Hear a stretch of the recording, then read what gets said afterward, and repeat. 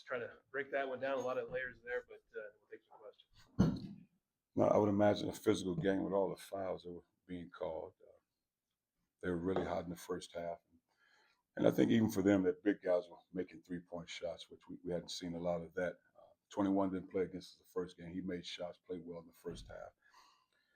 Dug ourselves a hole, fought back in and gave ourselves a chance to win the game. It come down to getting key stops. You got to be better at the free throw line as well.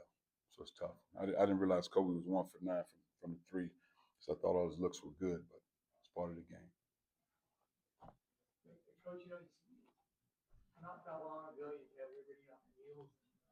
You get home, you get opportunity for 3 games in a row at home.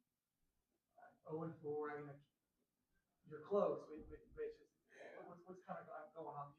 Remember last year, you guys were at Boston College. Yeah. And then that streak kind of happened. I kind of felt a little similar.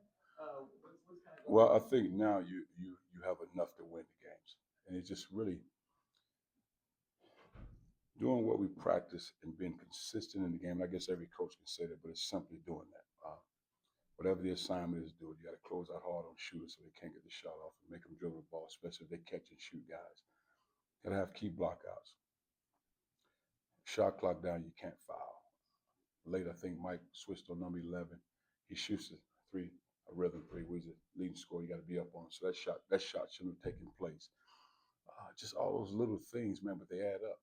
And it's part of the game, and you lose the game. And I think that's where we've been consistent at, all those little things that lead to big things. And just, I think the next step is so it's not necessarily if you do this. I think we got to continue to fight and grow in a competitive spirit. Like, man, my man is not scoring on me. Whatever my assignment is, I have to do that because we have enough. So it's not as if you're sitting there. So when you compare the two teams, well, last year you're just hoping to make sure it's competitive and you can get the right teams if you go right. But I think you have enough now. We just have to complete the mission. Coach, Keith made a great statement. Said still 5 games left. Yeah. Right, conferences are up for grabs. For him to have that kind of mature mindset, he would say, if we wanted to, we could let the season go right now. Why is it key that you have some guys like that hold the nucleus of this core accountable, but also together? Well, I wouldn't think it'd be any other way. That doesn't register in my mind to say, okay, we're going to focus you right there. And you have the parts to win it, even the conference tournament. You have the parts. Again, sometimes you might sit there and say, let's just be competitive, let's try our best, but you got the parts. And it's really us. It's not no disrespect to any opponent. We have to do what we need to do and be consistent with it every possession down. And I think we need Mike and Keith to be better at leading in terms of on both sides of the basketball. And I thought Keith had one of his best games in terms of drawing fouls. He drew 8 fouls in the first half because one of the things we own constantly about playing off 2 feet, playing strong, playing aggressive. I thought he played through a lot of contact and was competitive. So that part was great to see. It was great to see Malik out there. Great to see how Trey played well. And we'll be fine.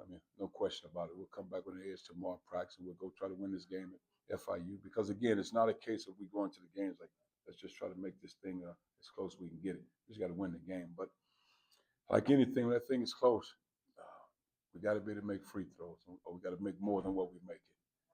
You always talk about having that grit, that tenacity, that toughness. To see your team, right? You're not getting over the hump yet, but they keep putting themselves in position. Is that part of what you want to do? Is that what you want to see? I want to win because you're good enough. So it just, what I don't do is I don't go home at night and watch the game. So I allow myself to try to get at least 3 hours of sleep, and then next day I'll watch it. Because it'll probably take me 3 hours to watch the game because I'll sit there, the first 5 minutes be breakdowns and I have to pause it just to be able to breathe a little bit. Because again, it's what we're doing, and you have to find a way to fight as an individual to consistently do the right things every possession down. Because I think in the last 2 minutes of that game, I could see 4 breakdowns just off, and I'm yelling at it. I could see it. You got to do it. You can't foul. You got to move your feet. You can't foul. If your hands are up and out, it's hard to foul. You got to fight. You got to fight the grit. The guard that got one-on-one. You have to. And that's what it comes down to. So, again, it's not a case of you sitting there and saying, man, we hope it works. You got the parts to make it work. We probably have 1 or 2 other guys that need to be better off that bench. Because, again, Mike and Keith, Keith 38 minutes, a lot of minutes. It's a lot of minutes, man. But he battles, he competes. Mike 24, Kobe 38 minutes. I think Kobe's the one guy that can play that many minutes. I think he's the one guy that can. We got to have two other guys to give us a little bit more off that bench. I was still relying on Malachi with this game, and that seems so far there. And Trey, it's two true freshmen. I guess what kind of went into Malachi's minutes tonight, your thoughts on having two freshmen tonight? Oh, he'll be in heavy rotation, but the thing about him, he works extremely hard. He's one of the few guys. He's getting 2 workouts. This is in June. He's getting 2 workouts in a day. I mean, you can't get him out of the gym. And he's lifting weights 3 days a week. And everybody does that, but he's getting the work in. He's consistent with it. That's why he's ready to play.